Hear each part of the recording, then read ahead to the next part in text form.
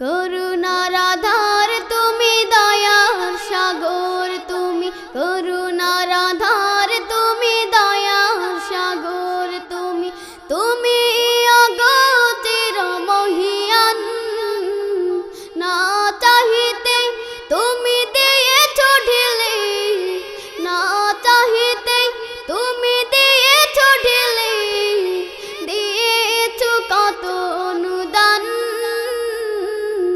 ওগো রহিম রহমান, ওগো রহিম রহমান,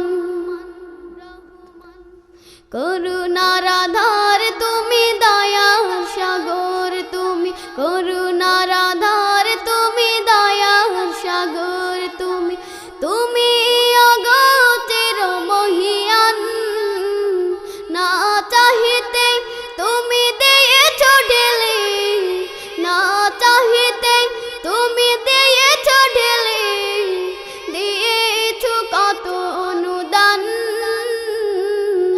ওগো রহিম রহমান, ওগো রহিম রহমান, চাঁদ সে তারা গ্রহ রবি কোটি বিহীন আসমান, চাঁদ সে তারা গ্রহ রবি কোটি বিহীন আসমান, বিনা সুতায় যেন গাথা মালা, বিনা সুতায় যেন গাথা মালা, শূন্যে মেঘেরা ভাসমান, নিপুণ তোমা কারো কাজে দেখে দেখে, নিপুণ তোমা কারো কাজে দেখে দেখে, জুড়ায় আমার প্রাণ। ওগো রহিম রহমান, ওগো রহিম রহমান, করুণার আধার তুমি, দয়ার সাগর তুমি, করুণার আধার তুমি, দয়ার সাগর তুমি, তুমি অগতির মহিয়ান, না চাহিতে তুমি দিয়েছ ঢেলে, না চাহিতে তুমি দিয়েছ ঢেলে, দিয়েছ কত অনুদান। ঠিক কিনা? দরকার নেই তো যাক, সকলে আমরা ধৈর্য সহকারে বসি। আলহামদুলিল্লাহ, আলহামদুলিল্লাহ নাহমাদুহু ওয়া নাস্তাঈনুহু ওয়া নাস্তাগফিরুহু ওয়া নু'মিনু বিহি ইল্লাল্লাহু ওয়া আশহাদু আন্না মুহাম্মাদান আবদুহু ওয়া রাসূলুহু আরসালাহু বিল হাক্কি বাশীরান ওয়া নাযীরা ওয়া দা'iয়ান ইলাল্লাহি বিইذনিহি ওয়া সিরাজান ওয়া কামারান মুনীরা ফাকাদ ক্বালা আল্লাহু তাআলা। দুরূদ পড়ি আলহামদুলিল্লাহ।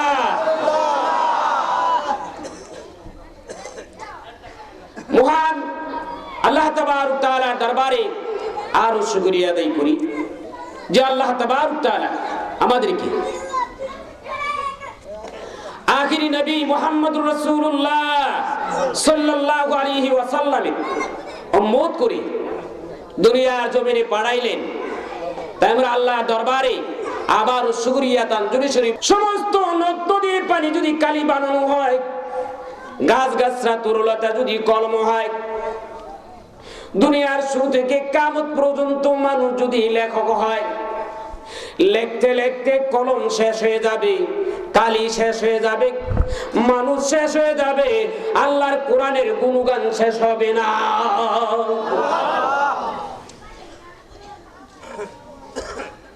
সেই কোরআন দিয়ে প্রমাণ করে আপনার আমাকে দিয়েছে কি আমরা যে দুনিয়াতে আসলাম দুইজনের মধ্য দিয়ে। কয়জনের? দুইজনের মধ্য দিয়ে। তো জবাব দিবেন, দুইজনের মধ্য দিয়ে দুনিয়াতে আমরা দুনিয়াতে আসছি। আজকে মেয়েদের আকর্ষণে পড়ে দুনিয়ার সব ভুলে যাই আমরা, কি কোন ঠিক কিনা? পীর, এত বড় পীর, আল্লাহর ওলি, ক্ষমতা পাওয়ার পরেও মেয়ের সংক্রান্ত কারণে পড়ে সেই রাস্তায় ভুলে যায়। যায়নি বলবো, শর্ট করে বলছি, এরপরে আমি আমার আয়াতের তরজমার দিকে যাচ্ছি। রাসূলুল্লাহ সাল্লাল্লাহু আলাইহি সাল্লামের আখিরি নবীর উম্মত হযরত আব্দুল কাদের জিলানী কুতুবে রাব্বানী মাহবুবে সুবহানী মহিউদ্দিন আব্দুল কাদের জিলানী রাহমাতুল্লাহ আলাইহি, ওনার আমলের কথা। আর পাশেই ছিল সানায়েন পীর, উনিও আল্লাহর ওলি। আল্লাহর ওলি একদিন বলেছে, তুমি আমার কাছে আসো, আমার কাছে মাথা নত। আল্লাহর ওলি তাকে এমন একটা ফেসের মধ্যে, এমন একটা কায়দার মধ্যে ফালাই দিছে। আল্লাহর ইচ্ছা তাকে পরীক্ষা এমন একটা ফালাইলেন, উনি কতগুলা সাথী লইয়া, দুইজন সাথী লইয়া, ভালো আলেম ফরিদউদ্দিন আক্তার এমন বড় আলেম লইয়া, দুইজন আলেম সাথী লইয়া মক্কার দিকে রওনা করেছে, হজ করতে যাবে। দিকে নজর করে তাকায় দেখলেন দোতলার বিল্ডিং এর ছাদের উপরে সুন্দর রূপসী এক মেয়ে দেখা যায়।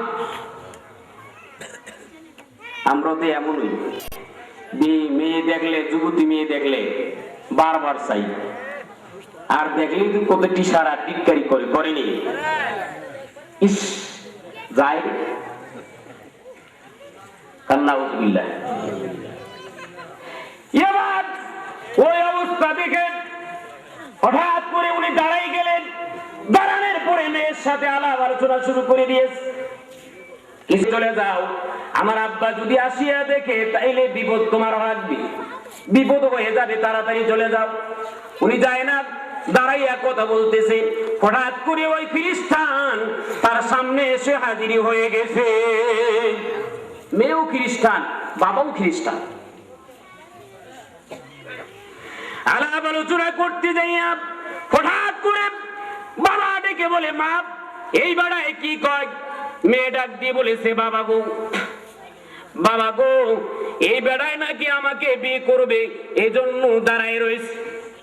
সাথে দুইজন আলেম বলতে লাগলো, হুজুর মক্কার দিকে রওনা করেছি, হজ করতে যাব, কিন্তু হজে না যাইয়া আপনি মেয়ের আকর্ষণে পড়ে গেলেন, কারণ কি?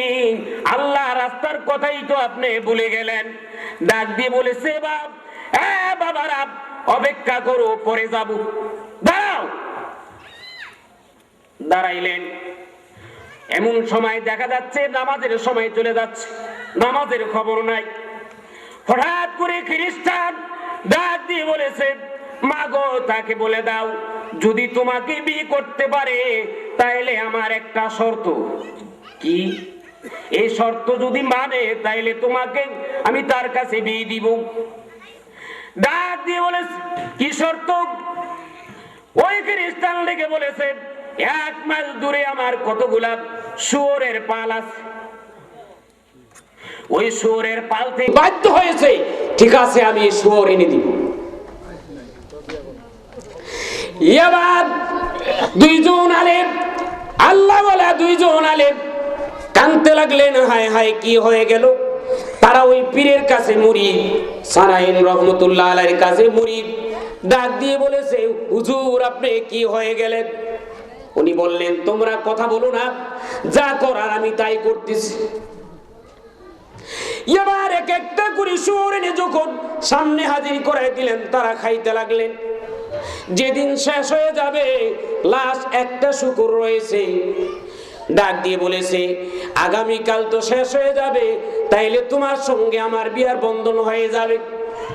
খ্রিস্টান ডাক দিয়ে বলেছে, মা তুমি তাকে বলে দাও ওই শুয়োরটা নিয়ে কাবাব করে তার সামনে দিব খাওয়ার জন্য, শরাব দিব তাকে পান করার জন্য।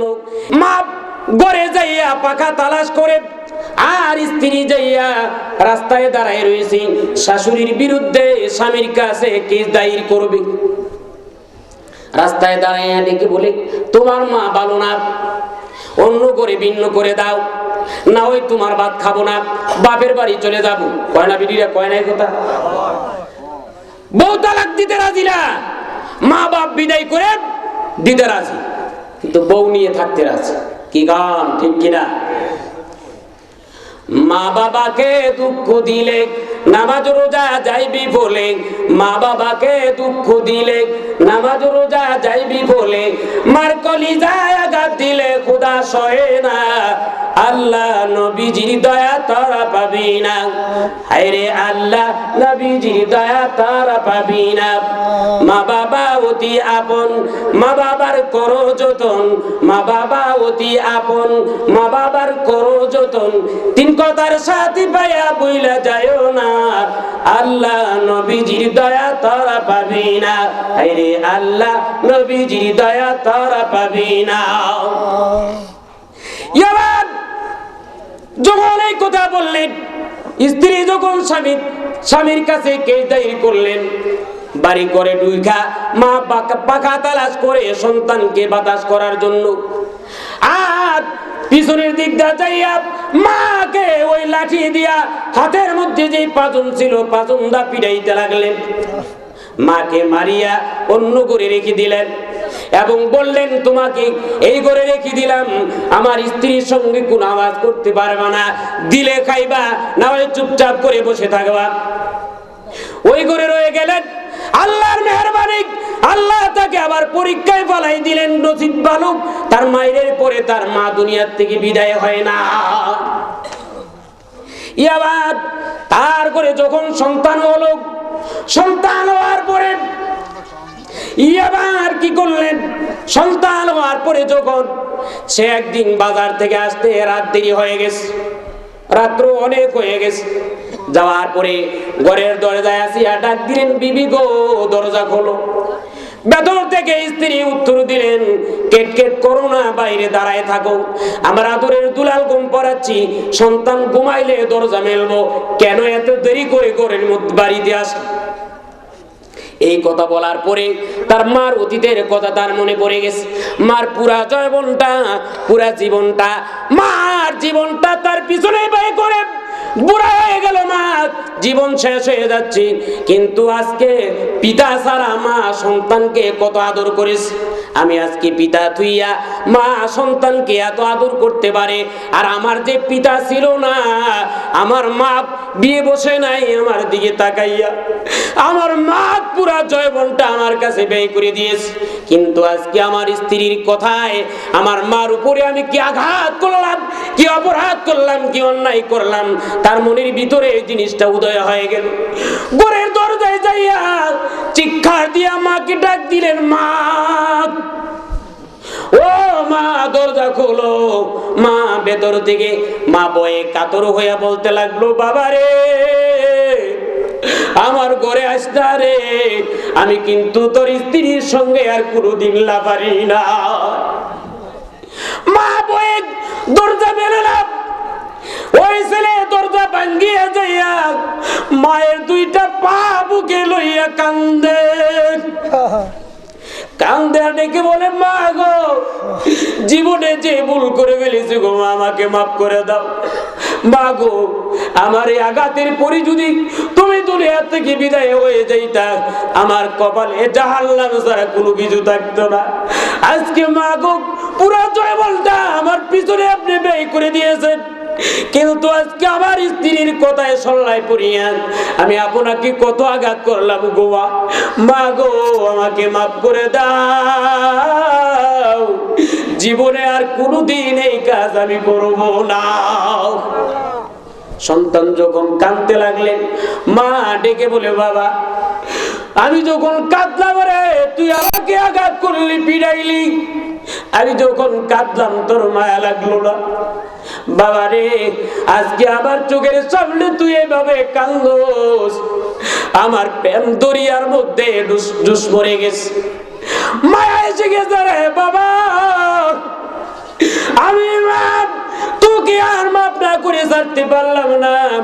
বাবা রে যা রে যা, আমি আল্লাহ, আমি মা তোকে মাফ, আল্লাহ যেন তোরে মাফ করিয়া দেয়। এই জগতে মা বাপের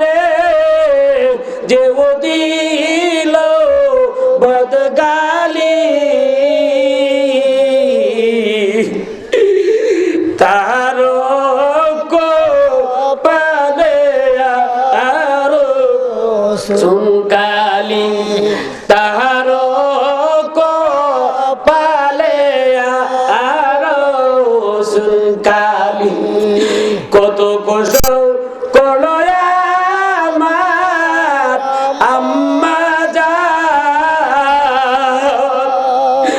এখন বুঝি শুয়ে আছে কয়ুস্তা এই এখন বুঝি শুয়ে আছে কয়ুস্তা কত কষ্ট করলো আমার আব্বা জান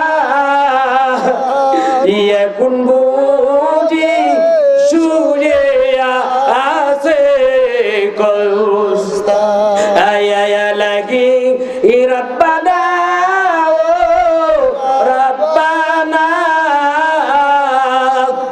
আয় আমার মা বাপের কই বরে আযাব দিও না আয় আমার মা বাপের কই বরে আযাব দিও না এক সন্তান যদি দুনিয়াতে রেখে যান সন্তান পিতা মাতার জন্য এইভাবে দোয়া করবে যাদের পিতা মাতার সঙ্গে খারাপ আচরণ করেছেন পিতা মাতা অন্ধকার কবরে চলে গেছে এখনো তাদের জন্য দান করেন দোয়া করেন তাদের জন্য মাগফিরাতের দোয়া করেন পিতা মাতা যদি কবরে শান্তি পায় আল্লাহ রাব্বুল আলামিন তুমিও দুনিয়া ও আখিরাতে শান্তি পাইবা কি বল ঠিক কিনা শুধুই তাই না হযরত সাহাবী যার হাত সালে ৮০,০০০ হাদিস রাওয়ায়াত হয়েছে কয় হাজার ৮০,০০০ ৬০,০০০ হাদিস সনদওয়ালা বাকিগুলা সনদবিহীন নাম ছিল আব্দুস শামস আল্লাহ রাসূলের কাছে কালমা পড়ে মুসলমান হওয়ার পরে তার নাম রেখে দেওয়া হয়েছে আব্দুর রহমান নাম কি আব্দুর রহমান আল্লাহর কাছে দুইটা নাম সবচেয়ে বেশি প্রিয় এক নাম্বার হলো আব্দুর রহমান দ্বিতীয় হলো আব্দুল্লাহ কোন সুবহান তা আমরা নাম রাখি উল্টু বল্টু সেন্টু বিন্টু অর্থ বন্যা বা ছায়া কি কোন রাই না হাসরের ময়দানে নামের কারণে আল্লাহ তাবারক তাআলা জান্নাতের ফয়সালা করে দিবে মানুষ যখন ডাক দিবে ইব্রাহিম ইব্রাহিম খলিলুল্লাহ বলে ডাক দিবে নবীর নামের সাথে যেই নামগুলো ইব্রাহিম থাকবে তারাও লাব্বাইক বলে হাজির হয়ে যাবে আল্লাহ ডাক দিয়ে বলবে তোমাদেরকে ডাক দেই নাই তখন ডাক দিবে আল্লাহ রাব্বুল আলামিন বলবে আমার পয়গম্বরের নামের সঙ্গে যার নামটা রয়ে গেল আমি আল্লাহর প্রিয় নামের সঙ্গে যার নাম রয়ে গেছে ওই নামের উসিলায় আমি আল্লাহ তাকে জান্নাত দিয়ে দিলাম সুবহানাল্লাহ এবার আব্দুর রহমান নাম রাখলেন রাখার পরে মা ছিল বেঈমান সে ছিল ইমানদার রাসূলের কিনারে চলে গেলেন কালমা পড়ে মুসলমান হয়ে গেছে নাম হলো আল্লাহ রাসূলের কিনারে যখন একদিন চলে গেলেন একটা বিড়ালের বাচ্চা কোলে করে নিয়ে গেলেন যাওয়ার পরে রাসূলের কিনারে ওখানে কথা বলতেছে আল্লাহর হাবিব হঠাৎ করে বিড়ালের বাচ্চাটা মেও মেও করে চতুর্দিক ঘুরে রাসূল ডাক দিয়ে বলেছে এই বিড়াল বাচ্চা কার এই বিড়ালের বাচ্চাটা কার হযরত আব্দুর রহমান বললেন হুজুর আমার আল্লাহর নবী সাল্লাল্লাহু আলাইহি সাল্লাম মুস্কি হাসি দিয়ে বলেছে তুরু আবু হুরায়রা আবুর তো পিতা হুরুনত বিলাই আল্লাহর হাবিব বিলার ভাব বলে সম্বোধন করেছে কন্যা সুবহানাল্লাহ এবার প্রত্যেকটা হাদিসের প্রথমে ক্বালা ক্বালা আনা আবি হুরায়রা রাদিয়াল্লাহু তাআলা এই বলে সম্বোধন করা হয়েছে লেখা হয়েছে আল্লাহর হাবিব সাল্লাল্লাহু আলাইহি সাল্লামের কিনার থেকে যখন মায়ের কিনারে যাওয়ার পরে মা বললেন হে আবু হুরায়রা তুমি আবার মুহাম্মদের দরবার ছাড়বা না হয় আমার বাড়ি ছাড়বা আবু হুরায়রা বললেন মা গো ও মা যে মধুময় কালমা আমি পড়েছি মধুর কালমা আমার জবানে অন্তরে ফিট হয়ে গেছে মা গো তোমার বাড়ি ছাড়তে পারি কিন্তু নবীর দরবার আমি ছাড়তে পারি না এই কথা বলার পরে মা তাকে মারলেন মারার পরে সে কিছুই বললেন না পরদিন যখন রাসূলের কিনারে চলে গেলেন, যাইয়া আল্লাহর হাবিবকে ডাক দিয়ে বললেন, ইয়া রাসূলুল্লাহ, হুজুর গো, আমার মা আমাকে মেরেছে। রাসূল কিছুই বললেন না। পুনরায় আবার বললেন, আমার মা আমাকে মেরেছে। রাসূল তাও কিছু বললেন না। তিনবার বলার পরে আল্লাহর হাবিব ডাক দিয়ে বলেছে, আবু হুরায়রা, তোমার মা মুশরিকা হতে পারে, বেঈমান হতে পারে, তোমার মা তোমাকে মেরেছে, আমি রাসূল এই জায়গায় কিছুই বলার না। কোন সুবহানাল্লাহ। এবার আবু হুরায়রা মায়ের জন্য হেদায়েতের দোয়া করলেন। আবু হুরায়রা বাড়িতে চলে গেলেন, যাইয়া মাকে ডাক দিলেন। এবার মায়ের দরজায় দাঁড়াইয়া, ঘরের দরজায় দাঁড়াইয়া মা বলে যখন ডাক দিলেন, এতদিন মায়ের জবান থেকে কড়কড়ের আওয়াজ শোনা যাইত, কিন্তু আজকে মায়ের জবান থেকে তাওহীদের গান শোনা যায়। সুবহানাল্লাহ বুঝলেন না? কারো করিনি জন বিতারণ, কুকিল কারুনি করে সম্পদ হরণ, কাকের গাটির সুর বেশি লাগে কানে, কুকিল ওকিল বসু প্রিয় মধুর গানে। কন্যা সুবহানাল্লাহ। এবার যখন মাকে ডাক দিলেন, মায়ের জবান থেকে তাওহীদের গান শোনা যায়।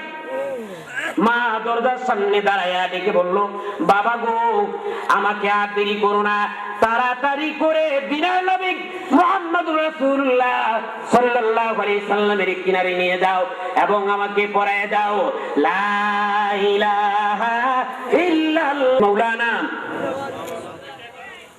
হযরত মাওলানা খায়রুল ইসলাম আড়াই হাজারি সাহেব জিন্দাবাদ। হাফেজ হযরত মাওলানা মুফতি খায়রুল ইসলাম আড়াই হাজারি সাহেব জিন্দাবাদ, জিন্দাবাদ। কারণ আমি আমার বক্তৃতার অধিক যাচ্ছি না, যেহেতু আমার বড় ভাই এসে গেছে, আপনারা ধৈর্য সহকারে বসেন, কোরআন হাদিসের আলাপ আলোচনা আপনারা ধৈর্য সহকারে শোনেন। কারণ আমি একটা কথাই প্রথমে বলেছি, কোরআনের উপরে আলাপ আলোচনা, হাদিসের উপরে আলাপ আলোচনা করে শেষ করার মতো কোন মাহফুজ দুনিয়াতে জন্ম হয় নাই যে কোন দিক দিয়ে শেষ করবে। আলাপ আলোচনা যেই শুরু করেছি, এই আয়াতের বহু কথাবার্তা রয়ে গেছে। কারণ এর উপরে যদি আলাপ আলোচনা করে পুরা রাত করলেও শেষ হবে না। এজন্য আমি আপনাদের পায়ে হাত রেখে যাই, যারা যুবক রয়েছেন পিতামাতার খেদমত করবেন। কারণ আপনি যদি আপনার সন্তানের বাপ হয়েছেন, আর আপনি যদি আপনার পিতামাতার খেদমত করেন, আপনার সন্তানও আপনার খেদমত করবেনি। আর আপনি যদি না করেন, তাহলে আপনার সন্তান তো আগেই করবে না। আপনি যদি আপনার পিতামাতাকে একবার গালি দেন, বর্তমান যুগে আপনার সন্তান আপনাকে 10টা গালি দিবি, 10টা লেখে রাখেন। আপনি যদি একবার রাগ দিয়ে কথা বলেন, আপনার সন্তান আপনার উপরে পরবর্তী সময়ে হাত উঠাইবে। কারণ নাউজুবিল্লাহ। আল্লাহ যেন আমাদেরকে ওইভাবে কাজ করা, যেভাবে কাজ করলে মাতা পিতা খুশি হয়, আল্লাহ আল্লাহ রাসূল খুশি হয়, সেভাবে কাজ করার তৌফিক দিক সবাই বলুন আমিন। ওয়া আখিরু দাওয়ানা আনিল হামদুলিল্লাহি রাব্বিল আলামিন। আসসালামু আলাইকুম ওয়া রাহমাতুল্লাহি ওয়া বারাকাতুহু।